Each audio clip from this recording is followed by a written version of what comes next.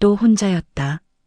12폭 병풍이 둘러쳐진 이 넓은 방에 나와 내 그림자뿐이었다.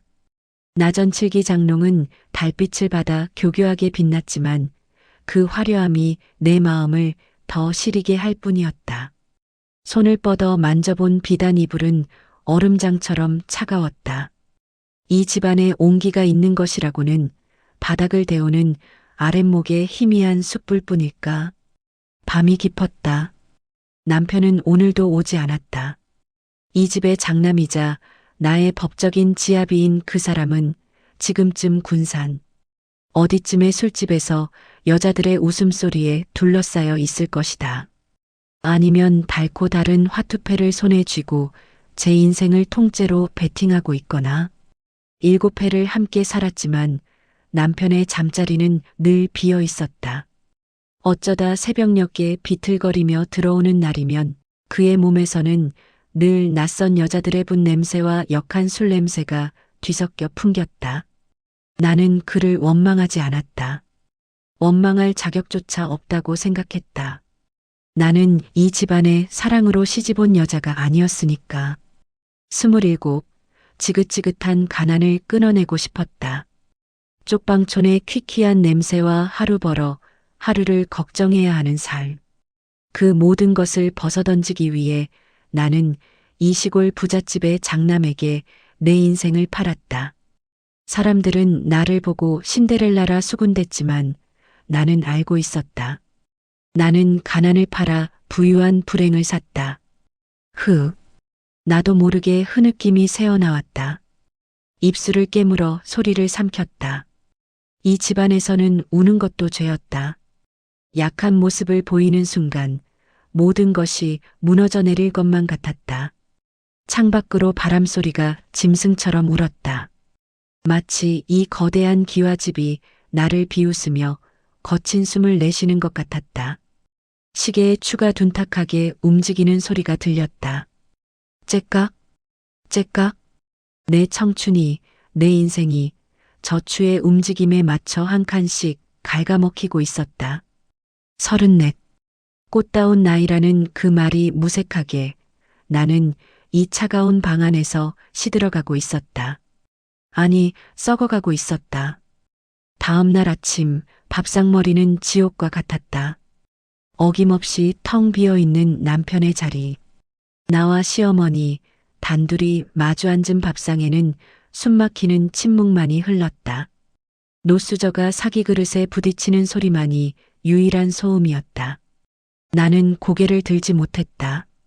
시어머니의 시선이 내 정수리에 못처럼 박혀 있는 것이 느껴졌다. 며느리를 보는 눈이 아니었다.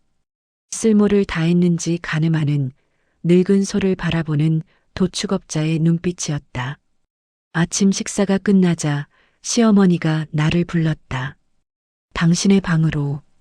60평생을 이 집의 안주인으로 살아온 그녀의 방은 묵직한 향나무 냄새로 가득했다. 시어머니는 나를 세워두고 한참 동안 아무 말 없이 바라보기만 했다. 그 눈빛은 더 이상 아들을 향한 실망이나 체념이 아니었다. 오롯이 나를 향한 것이었다. 무언가를 저울질하고 무언가를 결심한 사람의 눈. 애미야. 마침내 그녀가 입을 열었다. 바싹 마른 그 입술에서 나온 말은 내 심장을 얼어붙게 만들었다. 내 몸이 이 집안의 재산이야. 나는 숨을 멈췄다. 무슨 뜻인지 이해할 수 없었다. 시어머니는 한 걸음 더 다가와 내 팔을 붙잡았다. 앙상한 그 손의 악력은 놀랄 만큼 강했다. 내가 그 몸을 어떻게 쓰느냐에 따라 이 집안이 흥할 수도 망할 수도 있지. 등줄기를 타고 소름이 쫙 돋았다.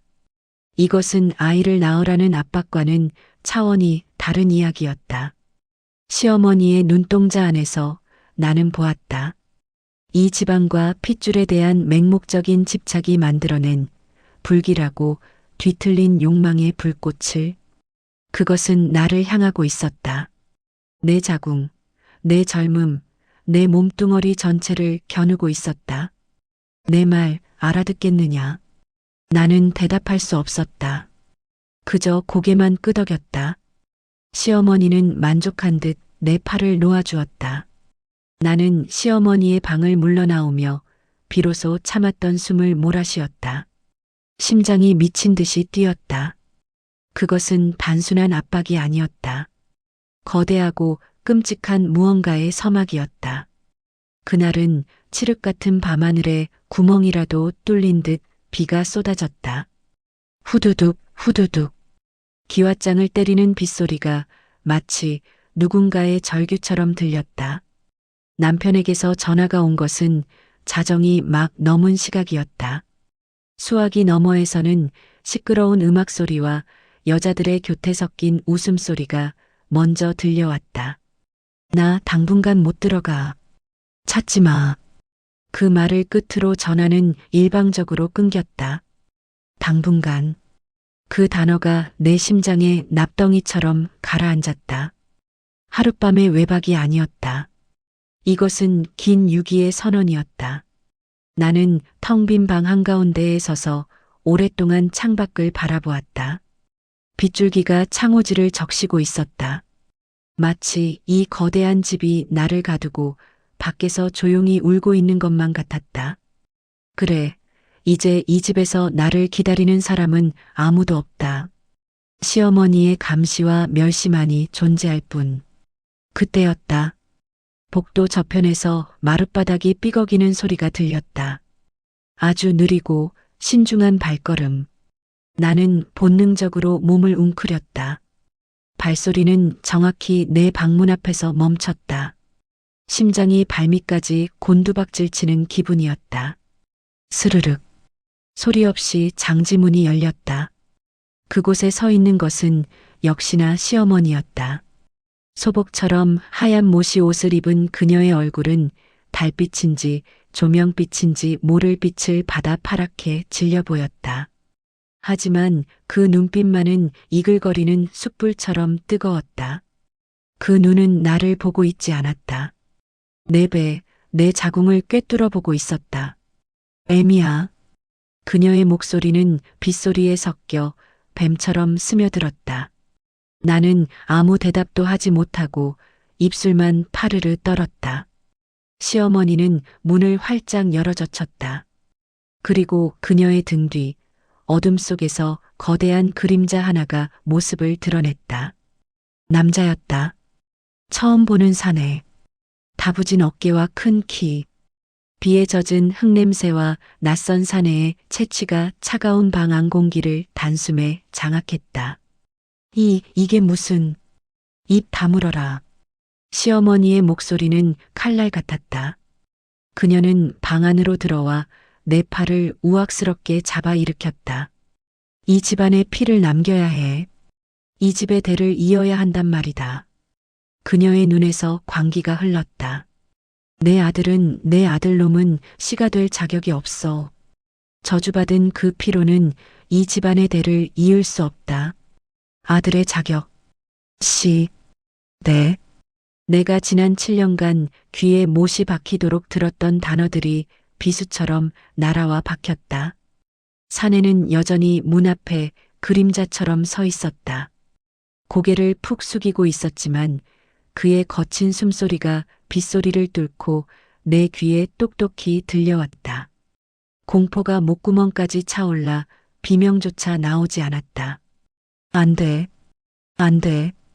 이건 아니야. 나는 시어머니의 손을 뿌리치려 발버둥 쳤다. 하지 마세요, 어머님, 제발. 그 순간 문득 남편의 얼굴이 떠올랐다. 1년 전이었나? 아이 문제로 다투던 날 그가 술에 취해 내게 내뱉었던 말이 귀에 환청처럼 울렸다. 주제 파악 좀 해. 애 하나 못 낳는 빈 껍데기 주제에. 빈 껍데기. 그래, 나는 이 집안에서 아이를 낳지 못하면 그저 껍데기일 뿐이었다. 가난을 피해 도망쳐온 이 거대한 집은 나를 위한 안식처가 아니라 나를 제물로 삼으려는 거대한 재단이었다. 시어머니의 속삭임이 다시 들려왔다. 내 몸이 재산이라고 했다. 이 집안을 살릴 수도 죽일 수도 있는 유일한 재산. 저항하던 내 손에서 힘이 서서히 빠져나갔다. 나는 고개를 들어 문 앞에 선 사내를 보았다. 어둠 속에서도 그의 젊고 단단한 기운이 느껴졌다. 남편에게서는 단 한 번도 느껴보지 못했던 살아있는 수컷의 냄새. 두려움과 함께 설명할 수 없는 감정이 피어올랐다. 그것은 호기심이었을까? 아니면 7년간 텅 빈 방을 지키며 골마 터져버린 내 외로움의 발악이었을까? 하지 마세요. 그런데 내 입에서 나온 말이 아니었다. 내 안에 또 다른 내가 속삭이고 있었다. 이대로 썩어갈 것인가? 아니면 사내가 방 안으로 한 걸음 들어섰다. 시어머니는 내 어깨를 꽉 쥐고 있던 손을 놓고 만족스러운 미소를 지으며 방을 나갔다. 스르륵. 장지문이 다시 닫혔다. 방 안에는 나와 그 사내 단둘만이 남았다. 칠흑 같은 어둠과 거친 빗소리, 그리고 두 사람의 숨소리만이 가득한 밀실. 나는 눈을 감았다. 그는 언제 나갔을까? 나는 잠들었던가? 아니면 정신을 놓았던가? 밤새 울부짖던 빗소리는 거짓말처럼 멎어 있었다. 대신 지독한 정적이 거미줄처럼 방 안을 휘감고 있었다. 동쪽 창호지 너머로 희뿌연 새벽빛이 번져왔다. 그 빛이 내 몸 위로 어렴풋이 내려앉았을 때 나는 비로소 내가 벌거벗은 채 웅크리고 있다는 것을 깨달았다. 온몸이 낯설었다. 마치 다른 사람의 몸에 갇혀버린 듯한 끔찍한 위화감. 구겨진 이불에서는 여전히 그의 냄새가 났다. 비에 젖은 흙냄새, 그리고 거친 남자의 땀 냄새. 나는 숨을 컥 하고 참았다. 역겨움의 구역질이 치밀었다. 나는 짐승처럼 네 발로 기어 욕실로 향했다. 차가운 마룻바닥의 감촉이 소름 끼쳤다. 거울 앞에 선 내 모습은 지옥에서 막 돌아온 망자 같았다. 헝클어진 머리카락, 핏기 없이 하얀 얼굴, 그리고 공포로 풀려버린 동공. 나는 표주박으로 찬물을 몇 번이고 퍼부었다. 살같이 얼어붙는 듯한 차가움에도 아무런 감각이 없었다. 지워야 해. 이 더러움을, 흔적을, 기억을. 손톱으로 팔과 어깨를 긁어댔다. 빨갛게 핏자국이 선명하게 부어올랐다. 그래도 부족했다. 이 몸에 새겨진 낯선 남자의 감각을 도려내고 싶었다. 나는 죄인이다. 더럽혀졌다. 끝났다. 한참을 그렇게 물속에 주저앉아 있었을까? 문득 이상한 감각이 온몸을 휘감았다.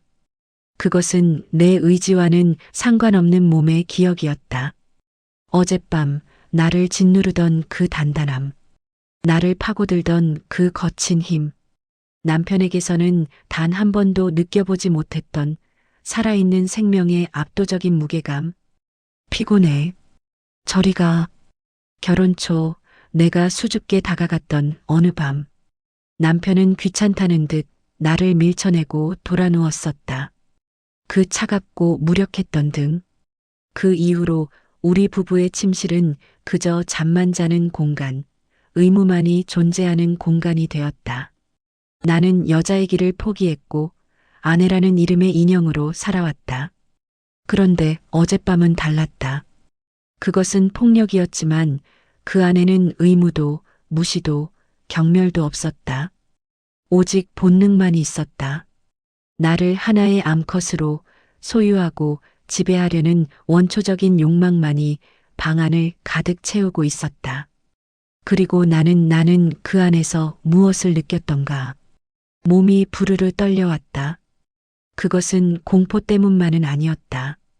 7년간 죽은 듯이 잠들어 있던 내 몸의 가장 깊은 곳이 그 무자비한 힘 앞에서 속절없이 깨어나는 듯한 감각.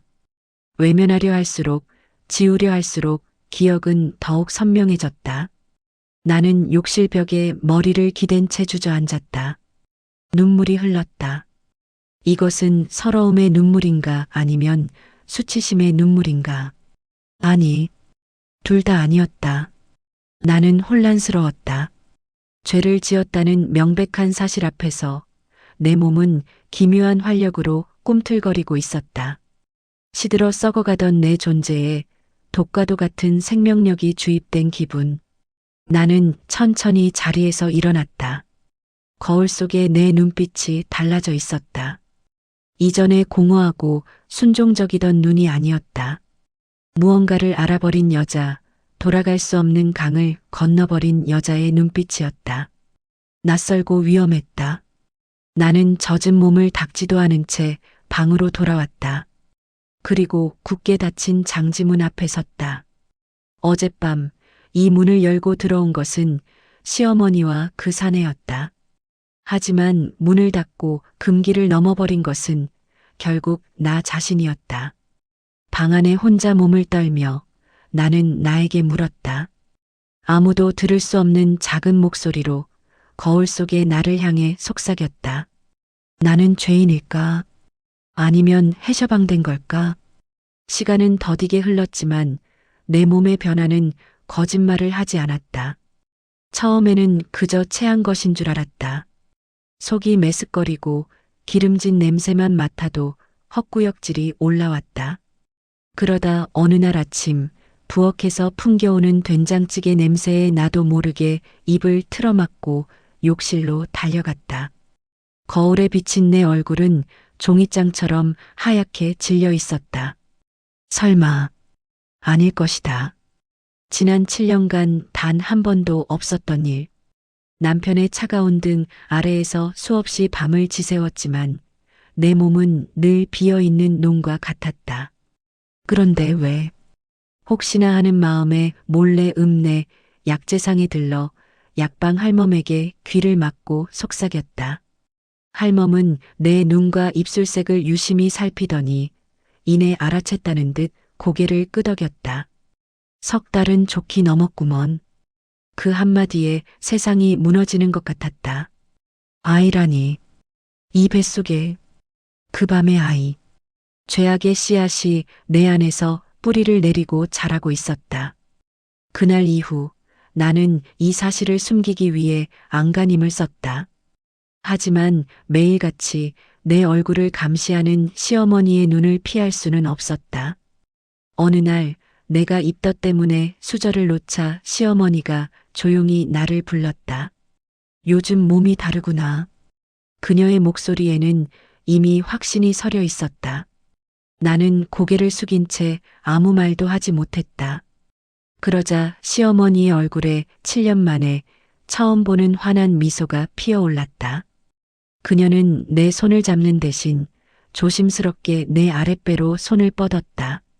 마치 귀한 도자기를 만지듯 그녀의 거친 손이 내 배를 부드럽게 감쌌다. 잘했다. 내 며느리. 참으로 잘했어. 그녀의 눈에서 흐르는 것이 눈물인지 광기인지 알 수 없었다. 이 아이만이 이 집안을 살릴 것이다. 남편은 그 소식을 듣고 며칠 만에 집으로 돌아왔다. 그의 얼굴에는 난생 처음 보는 기쁨과 경외감이 가득했다. 그는 내 앞에 무릎을 꿇고 떨리는 손으로 내 배를 만졌다. 여보 정말이요? 내 아이가. 그의 눈에서 뜨거운 눈물이 뚝뚝 떨어져 내 손등을 적셨다. 그는 지난 7년간의 방탕과 무관심을 모두 용서받으려는 듯 내게 매달렸다. 고맙소. 정말 고맙소. 나는 그를 뿌리치지 못했다. 그의 기쁨이 비수가 되어 내 심장을 찌르는 것 같았다. 죄책감에 온몸이 떨려왔다. 하지만 그와 동시에 내 마음 가장 깊은 곳에서 기이하고 불길한 감정이 싹트고 있었다. 그것은 승리감이었다. 그래, 나는 해냈다. 이 집안의 누구도 해내지 못한 일을.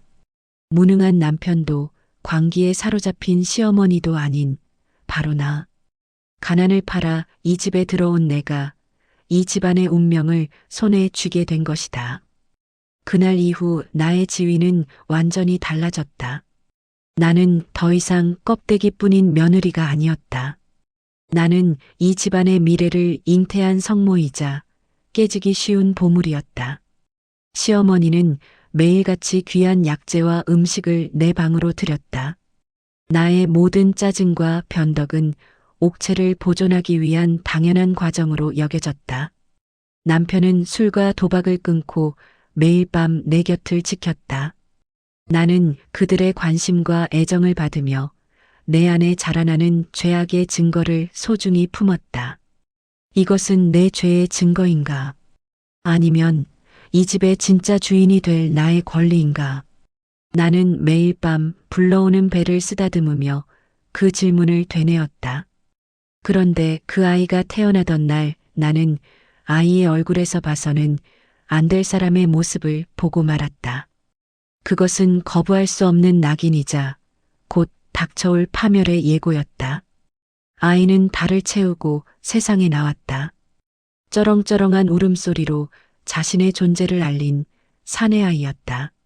시어머니는 아이를 받아들고 감격에 겨워 오열했고 남편은 제 아들이라며 동네방네 잔치를 열었다. 나는 그 모든 소란 속에서 아이의 얼굴만을 뚫어지게 바라보았다.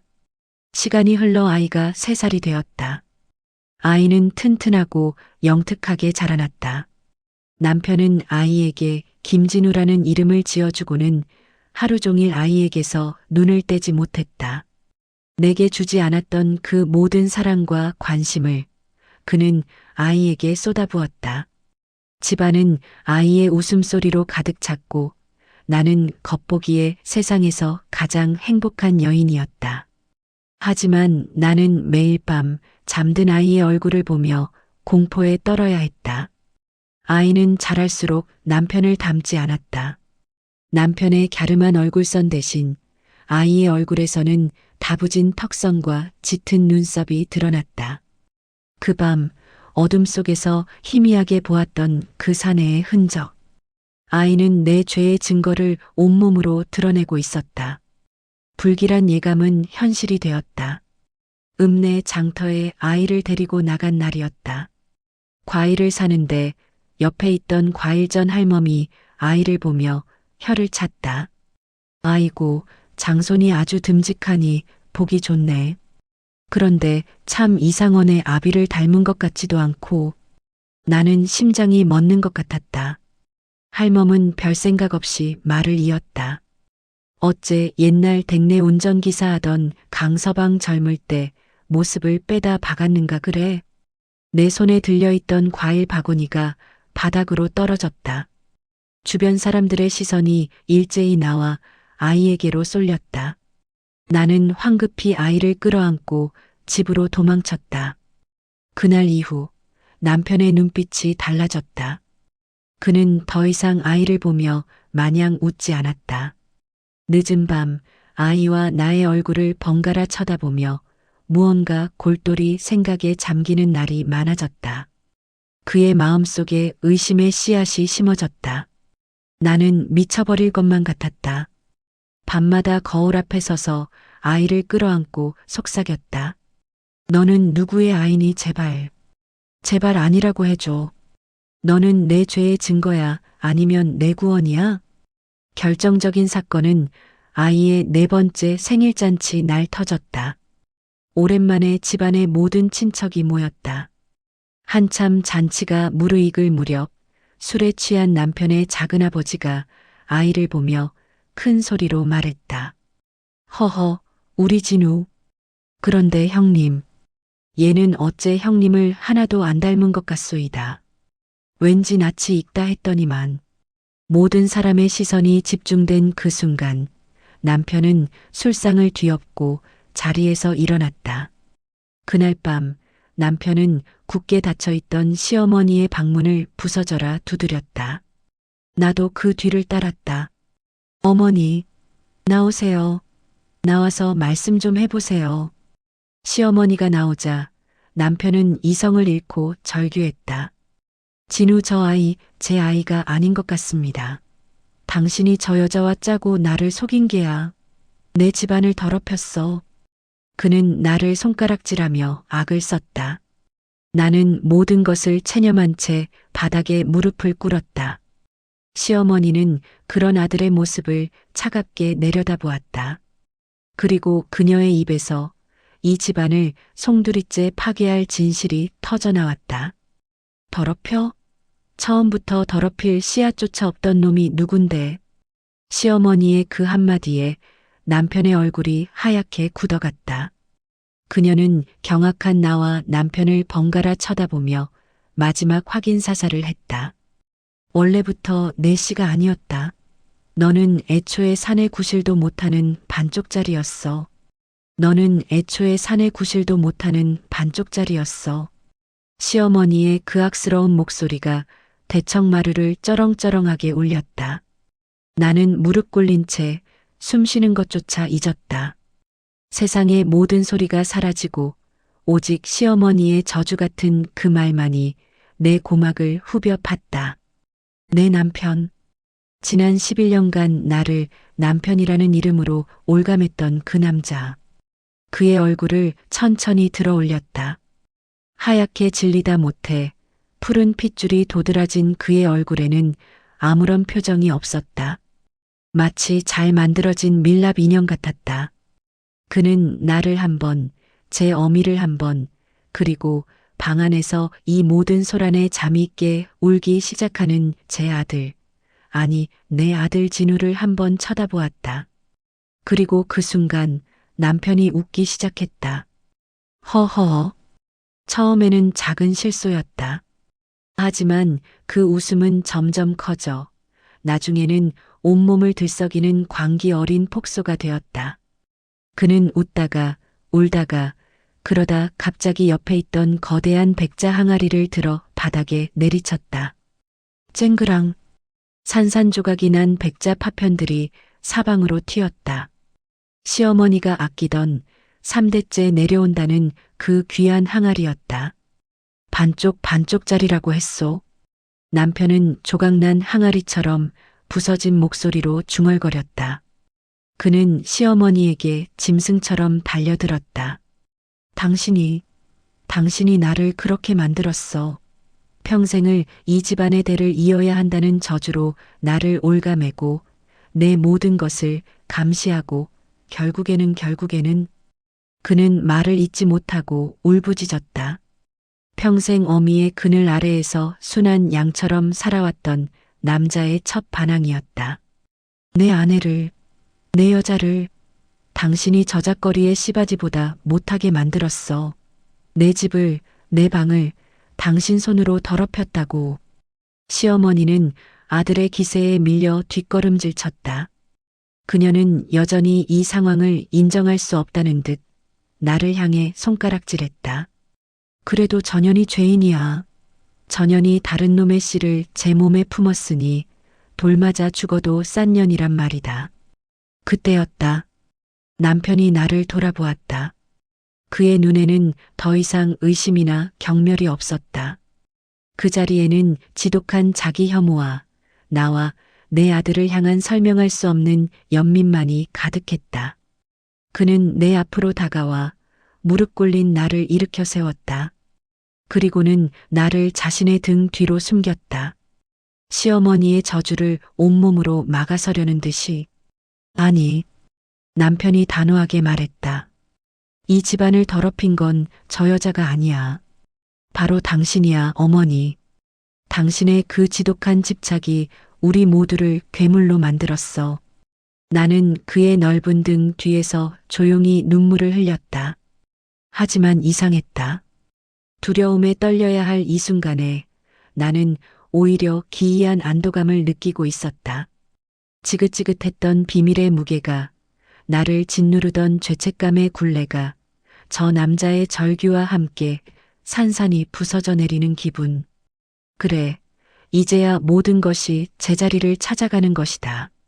남편은 방으로 들어가 낡은 족보를 들고 나왔다. 시어머니가 목숨처럼 여기던 이 집안의 역사이자 족쇄. 그는 그것을 시어머니의 눈앞에서 갈기갈기 찢어 허공에 뿌렸다. 흩날리는 종이 조각 속에서 시어머니는 무너져 내렸다. 아들에게 모든 것을 부정당한 그녀의 눈에서 비로소 초점이 사라졌다. 그녀의 시대가 그렇게 끝났다. 그날 이후 집안에는 죽음과도 같은 정적이 흘렀다. 시어머니는 충격으로 쓰러져 자리에 알아누웠다. 평생 쩌렁쩌렁하던 목소리는 사라지고 이제는 희미한 숨소리만이 그녀가 살아있음을 알릴 뿐이었다. 그녀는 더 이상 이 집의 주인이 아니었다. 살아있는 유령일 뿐. 남편은 그날 이후 단 한마디도 하지 않았다. 그는 며칠 동안 자신의 방에 틀어박혀 나오지 않았다. 내가 문틈으로 죽을 넣어주면 그것을 말없이 받아먹기만 했다. 그러다 닷새째 되던 날 그는 처음으로 내 앞에 모습을 드러냈다. 말끔하게 면도를 하고 가장 좋은 옷을 차려입은 모습이었다. 가야겠소. 그의 목소리는 모든 것을 체념한 사람처럼 평온했다. 이 집은 나에게는 평생을 속아온 감옥이었소. 더는 머무를 수가 없구려. 그는 내 앞에 작은 통장 하나와 인감도장을 내려놓았다. 이 집의 모든 재산이 담겨 있는 것이었다. 당신에게는 평생 갚지 못할 죄를 지었소. 미안하다는 말도 사치겠지. 그는 잠든 진우의 머리를 한참 동안이나 쓰다듬었다. 핏줄은 섞이지 않았지만 지난 4년간 제 아들로 알고 키워온 정이 그의 손끝에서 느껴졌다. 그는 끝내 진우의 얼굴을 보지 못하고 조용히 몸을 돌렸다. 부디 이 아이는 당신처럼 불행하게 살게 하지 마시오. 그것이 그의 마지막 말이었다. 나는 그를 잡지 않았다. 이것이 그가 스스로에게 내리는 가장 가혹한 형벌이자 유일한 구원임을 알고 있었기 때문이다. 남편이 떠나고 시어머니가 무너진 이 거대한 집에는 이제 나와 내 아들, 진우만이 남았다. 나는 아이를 안고 2층 창가에 섰다. 늦은 오후의 햇살이 아이의 통통한 뺨 위로 쏟아져 내렸다. 아이는 내 품에 안겨 평온하게 잠들어 있었다. 이 모든 피바람의 시작이었지만 동시에 유일하게 남은 희망인 나의 아이. 나는 아이의 얼굴을 가만히 들여다보았다. 그 얼굴에는 나를 닮은 구석도, 그 남자를 닮은 구석도, 심지어 내 남편을 닮은 구석도 있었다. 아이는 그 누구도 아닌 그저 나의 아이였다. 내가 이 지옥 속에서 내 모든 것을 걸고 지켜낸 유일한 존재. 집안은 쥐 죽은 듯이 고요했다. 하지만 나는 더 이상 외롭지 않았다. 이 집의 모든 공기가, 모든 물건이 이제는 온전히 나의 것이 된 것 같았다. 나는 아이의 귓가에 나 자신에게 아무도 없는 이 집의 허공에 대고 속삭였다. 내가 죄인일까? 아니면 이 집의 진짜 주인일까? 내 질문에 품에 안긴 아이가 만족스러운 듯 희미하게 미소 지었다. 오늘 이야기는 여기까지입니다. 한 여인의 처절한 운명에 끝까지 함께해 주셔서 감사합니다. 여러분의 마음속에 깊은 여운으로 남았기를 바랍니다. 혹시 여기까지 들어주신 분이 계시다면 구독과 좋아요, 그리고 댓글로 잘 들었습니다. 한 줄 남겨주시면 제게는 큰 힘이 됩니다. 다음에는 더 깊이 있는 이야기로 찾아뵙겠습니다.